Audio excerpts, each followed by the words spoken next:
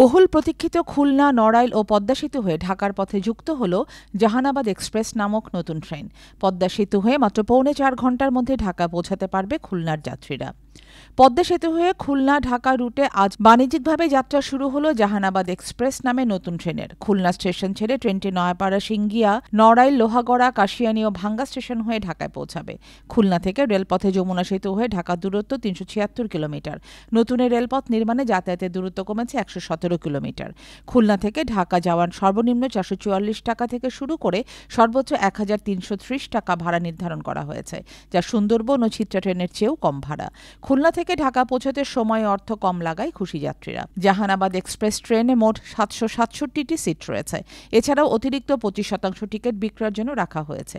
যাত্রীকেও দাঁড়িয়ে যেতে চাইলে টিকিট ক্রয় করতে পারবে। আজকে আমাদের জাহানাবাদ এক্সপ্রেস যে ট্রেনটি প্রথম চলাচল করলো ৬টায় খুলনা স্টেশন থেকে ছেড়ে গেল। এটা আনুমানিক ৯টা ৪৫-এ ঢাকা পৌঁছবে। আজকে প্রথম দিনে আমাদের টিকিট বিক্রিত হয়েছে খুলনা থেকে বিভিন্ন রুটে ৫৫৩টি, যেটা রেশিও হিসেব করলে ৭০% দাঁড়ায় আর কি। টোটাল সিট ক্যাপাসিটি ছিল ৭৬৮ এবং এতে হচ্ছে ১১টি হচ্ছে মানে যাত্রীবাহী এবং একটা হচ্ছে লাক্ষিত বিমান, যেটাতে আমাদের মালামাল পরিবহন করা হয়।